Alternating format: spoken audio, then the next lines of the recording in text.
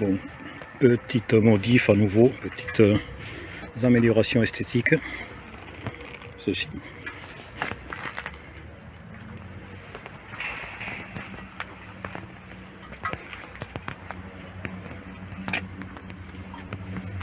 Et ici. Ah, on ne voit pas avec le reflet, avec l'appareil photo. Petit sigle 500 sur l'échappement.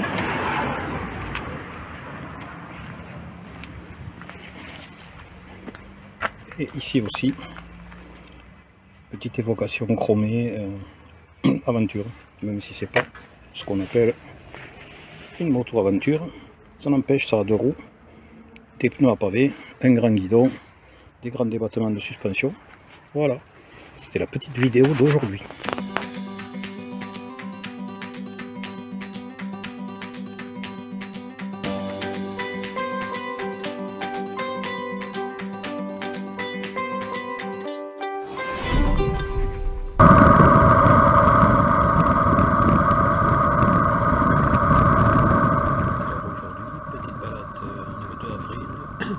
Il faisait très beau le matin, il faisait même doux à Toulouse, mais ça s'est couvert, je suis parti vers 14 h et là ça s'est bien couvert, enfin ça va encore, mais surtout le vent qui s'est levé, qui était froid.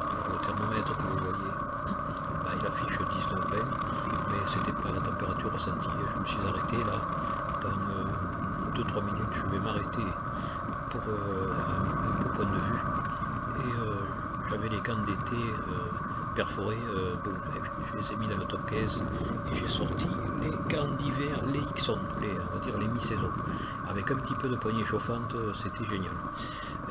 Voilà, je vous laisse regarder les images. Bon, rien d'extraordinaire. J'ai monté la caméra Wolfang G100S dont la stabilisation n'avait pas l'air de marcher. En fait, il faut la monter avec son boîtier et ses propres accessoires de fixation. J'avais utilisé ceux de la Eken. C'est pas une bonne idée. J'ai tout viré et j'ai monté uniquement avec les accessoires fournis avec la Wolfang, et comme vous voyez, ça va beaucoup mieux. Par contre, beaucoup de vent, du bruit de vent dans le micro et des petites vibrations toujours. Ce moteur, cette moto vibre. Quand vous montez les régimes, elle se met à vibrer. C'est pas une anglaise, hein, c'est pas énorme. C'est pas un gros mono non plus. Mais bon, il y a des fourmillements, des frétillements quoi, dans le guidon et dans le repose-pied, et la caméra est fixée au guidon. Quand je vais m'arrêter, je vais changer la position. Vous verrez que c'est pas fabuleux non plus, parce que je vais la mettre carrément derrière le pare-brise, mais le petit thermomètre que vous voyez là va se trouver pile en face. C'est pas grave. J'ai supprimé les lignes droites, je n'ai laissé que les virages, et là on voit à droite et à gauche. Je ferai mieux pour la prochaine fois. Je crois qu'il me reste une longueur de support de pied pour la mettre un peu plus haute, pour qu'elle se passe au-dessus du thermomètre. Je vous laisse regarder les images, et on est quand même dans une belle région. Je le dis assez souvent. Franchement, là il y a des coins. Ça c'est le sud de Toulouse. On monte sur les coteaux au sud de Toulouse et on roule vers les Pyrénées, et on a plein de petits villages, de petites routes sympas. Alors les routes là, bosselées, copieusement gravillonnées à certains endroits, réparées, patchées, bouchées, enfin vous voyez, c'est-à-dire on a un trou, hop, on fait une bosse avec du goudron, ça change, et ça me permet de dire que les suspensions sont vachement bien. Elles sont vraiment très souples, fourchées amortisseurs, ça travaille très bien, c'est bien coordonné, franchement il n'y a rien à dire. Bon, quand on veut rouler vite, ce qui n'est pas mon cas, je ne suis pas un pilote, quand on veut rouler vite, ça a tendance à pomper un peu, vous voyez, genre un virage en creux avec une compression, elle va un peu dandiner, mais c'est jamais méchant. Allez, je vous laisse regarder le beau panorama.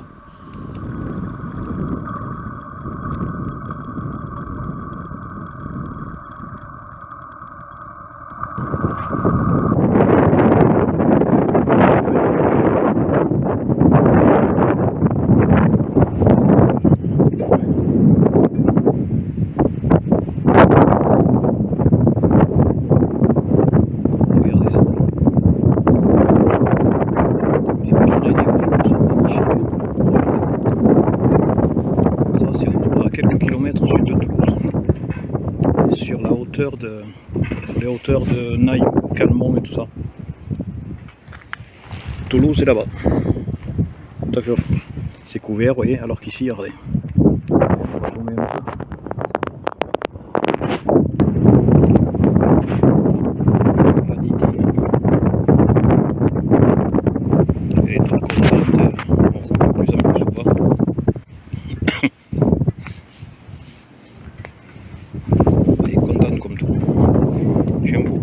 une, on promet, franchement.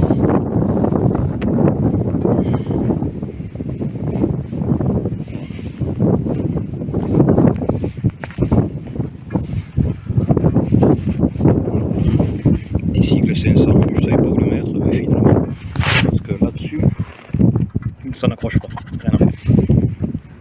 Et bien là, ça tient, voilà. Franchement, je sais pas ce que ça va donner parce que le téléphone, je vois qu'il a un peu de mal. Quand même. Il y a du vent, l'internet, il faut le payer aussi.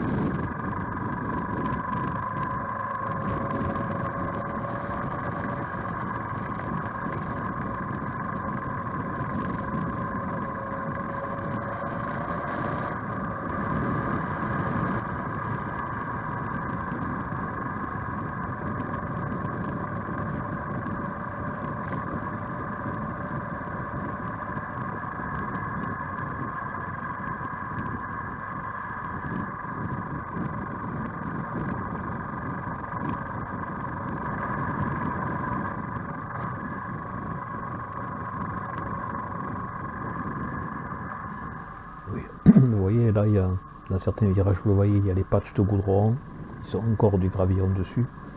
C'est pas... Bon, c'est pas extra, mais c'est bien, bon, ces petites routes sont sympas quand même, je roule pas vite, là, j'étais à 70, 80 maxi. Bon, c'est dommage, le champ de vision n'est pas super large sur cette caméra.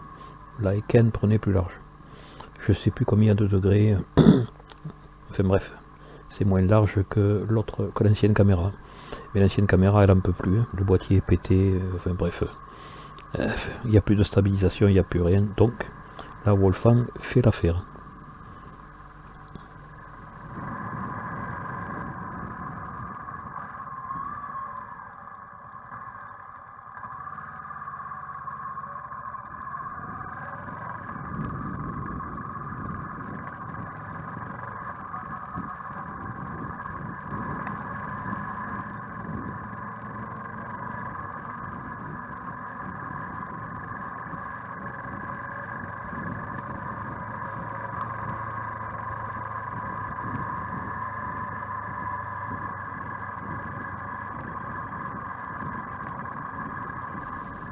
Là, on va bientôt arriver sur une portion de route un petit peu mieux.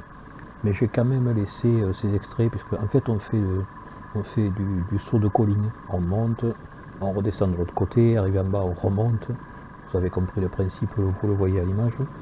Et ces petites routes sont jaunies. Les arbres commencent à bourgeonner un petit peu. Il y a quelques cerisiers qu'on voit bien blancs là. Ben oui, c'est le début, c'est le 2 avril. Et on a eu chaud la semaine dernière, on a eu 2-3 jours, on avait plus de 20 degrés. C'est pas anormal pour la saison, on est quand même, on est au printemps officiellement. Là, c'était pas très chaud, mais ça va. Mais je pense que la prochaine fois, je mettrai un pull, parce que je ne l'avais pas fait. Confiance dans la doublure du blouson Paris-Dakar. C'est un vrai Dakar, c'est licence Dakar, machin de chez All One. C'est un bon blouson, mais là il manquait un pull. Je suis parti confiant avec des... Il y a plein d'aération sur la poitrine, dans le dos, toutes les manches s'ouvrent et c'est un filet dessous. Oh, c'était génial, je me suis vite arrêté pour tout fermer.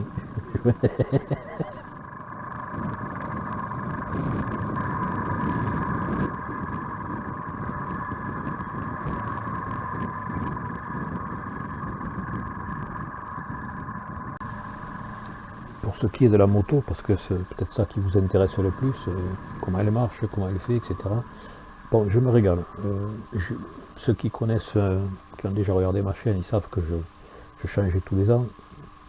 La moto que j'avais avant celle-ci, c'était une NC 750X DCT. J'en avais déjà eu une, un modèle 2016 ou 2017. j'avais été très déçu. Franchement, j'avais été... Enfin, elle était bien, mais le moteur était un peu mollasson.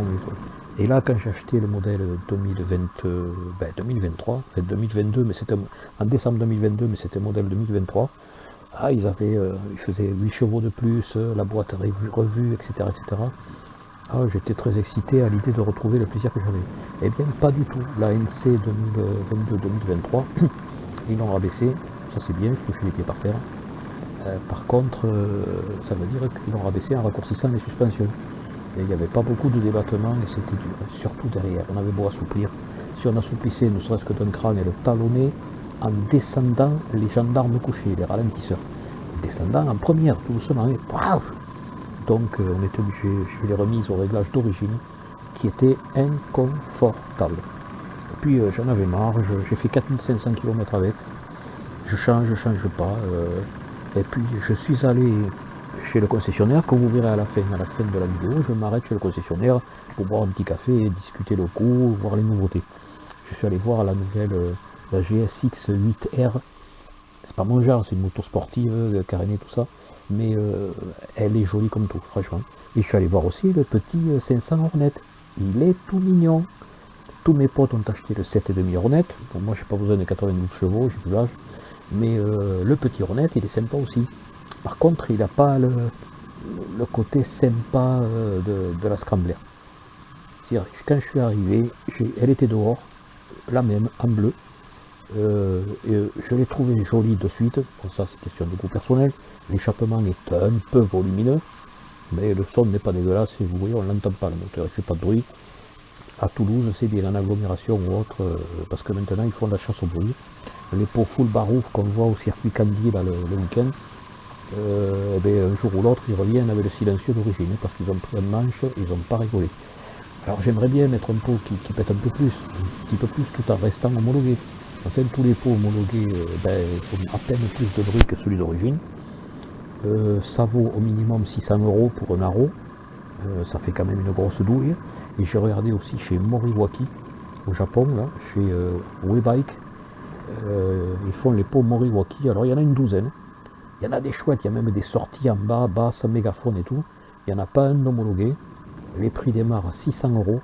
En moyenne, c'est entre 800 et 960 €. Et celui qui me plaît en bas, qui n'est pas homologué, qui est vide, c'est une grille avec de la laine de verre. Vous pouvez presque voir les soupapes à travers. Celui-là, il est à 1960 €. Et il y a 124 € de port, plus 30% de taxes à la frontière, à la douane. J'ai pas les moyens, parce que ça fait plus de 2000 balles. À plus de 2000 balles, je m'achète autre chose. Je sais pas quoi, mais je m'achète autre chose. Et ceci étant, la 500 Scrambler m'a plu, je l'ai trouvé mignonne. Je suis allé l'essayer, et à quelques centaines de mètres du magasin, il y a une route très bosselée, que je prenais à 65-70 avec la NC, tellement ça tapait dans les reins. Celle-là, je l'ai pris à 100, j'ai dit, ça va bien. Les suspensions sont souples et agréables, c'est vraiment sympa, ça m'a plu. Elle est hyper maniable, elle est fine et tout. Elle me rappelle les motos de quand j'avais 18-20 ans. Les motos des années 70. Voilà, alors s'il y a des vieux parmi vous, des vieux, prenez pas mal, je suis vieux, je vais faire 67 ans. Donc maintenant ça commence à compter, la pendule elle tourne. Et je cherche un minimum de confort et une moto basse, légère. Le Scrambler, franchement, elle me comble. Le moteur, il n'a rien à tirer comme poids, il est super sympa. Ils l'ont fait tirer plus court, certains d'entre vous doivent le savoir. Et je crois qu'il y a une dent de plus à la couronne arrière. Et les 4 premiers rapports ont été un peu raccourcis, quelque chose comme ça. Rien d'extraordinaire. Croyez-moi, ça change. Pourtant, il est Euro 5+. J'avais eu la CB500X Euro 4 qui était molle. Elle était sympa. Elle était très douce. Mais elle était molle. Et accessoirement, sa selle, c'était une planche. Elle filait mal aux fesses au bout de 50 km. Là, j'ai déjà roulé. La semaine dernière, j'ai fait 436 km dans la journée. Je suis allé jusqu'à Andorre, au pas de la case, revenir par le chemin des écoliers, axe les Thermes, etc. J'ai fait 436 km entre 11h moins le quart le matin et 18h30 le soir. Alors je ne vais pas vous mentir, à 66 ans, je suis arrivé fatigué. Il a fait chaud, on a eu des pointes à 30 degrés à axe les Thermes. Et en moyenne 28 degrés dans la vallée de la Lèze, pour rentrer du pas de la case. Eh bien, je n'avais pas mal aux fesses. Il y a longtemps que ça ne m'était pas arrivé. Donc, honnêtement, Honda, ils ont bien bossé. La selle, elle a l'air très sommaire, pas épaisse du tout. Et en fait, c'est une question de triangle guidon, selle, repose-pied. Bon, on n'est pas en appui sur le coccyx, on est assis bien droit, légèrement penché sur l'avant. Je ne suis pas grand, je fais 1m68. Donc, vous verrez, si vous faites la même taille que moi, elle vous ira comme un gars. Vous montez dessus, vous cherchez, sur ANC, je cherchais les repose-pieds, tout le temps. Là, hop, vos pieds tombent directement sur les repose-pieds, les mains sur le guidon, les coudes légèrement pliés. C'est un régal. Je peux vous dire aussi qu'elle freine très bien, elle a beau n'avoir qu'un seul disque à l'avant. Moi, je freine avec 2 doigts. Embrayage et frein avant, 2 doigts. Et j'utilise beaucoup le frein arrière. En partant, non, sur le retour, pardon, en traversant Haute-Rive, je remonte tout doucement la file de voitures. Il y avait 20 ou 30 voitures arrêtées au feu rouge. Et je remonte au milieu, il y a une voie pour tourner à gauche. Je remonte avec le warning tout doucement. J'étais à 20 ou 30 km/h en deuxième sur le fil de Vegas. Et tout d'un coup, entre 2 voitures, il y a un gros 4x4 qui est sorti d'une maison en marche arrière. J'ai mis un coup de patin, je me suis arrêté net, j'ai failli ne pas mettre le pied par terre assez vite. Donc, si vous freinez des 2 freins, ça va. Et même à 2 doigts, vous arrivez à déclencher l'ABS. Si vous tirez fort sur une route boussolée, l'ABS va déclencher avec 2 doigts. Donc ça freine. C'est pas une sportive, il ne faut pas arriver comme un kamikaze. Mais on ne manque pas de frein, donc ça va très bien aussi. Par contre, comme tout le monde le dit, le tableau de bord il est sombre. Alors là, vous voyez, à cet instant-là, il y avait le soleil au-dessus de moi, ça éclaire les segments en doré, c'est-à-dire les lettres, les chiffres, et là on voit bien. Mais dès qu'on a le soleil de côté ou carrément derrière et que vous projetez votre homme sur le compteur, vous ne voyez quasiment rien. Il est réglé bien sûr au plus fort contraste, ça fait rien, et pourtant le mien est derrière le pare-brise fumé, donc ça lui fait un peu d'ombre quand même, mais ça fait rien, c'est pas terrible, franchement c'est pas terrible. Qu'est-ce qu'il y a autrement? Les commodos sont classiques, les phares avec ces 4 lentilles éclairent très bien, le code parfait, bien large qui éclaire les bas-côtés, le plein phare porte assez loin, bien en complément du code. Que dire d'autre? Ça vibre un peu à partir de, dans les hauts régimes, il n'y a pas de compte tour, mais je dirais à partir de 6000, 6500 tours, ça se met à vibrer, vous l'entendez dans le son, ça, la caméra grésille. C'est comme ça, tant pis. On n'est pas à Hollywood, ici j'ai pas les gros moyens de production. Mais autrement, si vous hésitez encore à l'acheter, allez l'essayer, vous pourriez être surpris. Il ne faut pas avoir envie d'un truc comme le Hornet qui fait 80 chevaux, ou la Transalp fait 90 chevaux, 92 chevaux. Mais ça va très bien. Vu les limitations partout, il y a des radars chez nous, il y en a partout, je ne sais pas chez vous. Mais alors à Toulouse et autour de Toulouse, il y a un radar tous les 5 km. Si c'est pas. Et les seuls endroits, alors des bandes blanches continues, il y en a partout. Et c'est systématique, les seuls endroits où pendant 500 mètres vous pouvez dépasser, eh bien, il y a un radar pylône, ou un radar chantier, ou un radar hibou. Voilà, alors, il faut prendre son mal en patience, on se met à 90 compteurs, ça fait 82, 83. De temps en temps, on est à 100 quand ça craint pas. Et puis voilà, on a un peu les yeux sur les bas-côtés, on n'est pas des fous, mais bon, voilà, on est 100 à l'heure. Mon Dieu, 100 au compteur, ça fait 94, 93, 94. On n'est pas non plus des délinquants. Mais bon, ceci dit, je trouve que pour les limitations actuelles, le 110 sur les voies rapides, il n'y a aucun souci.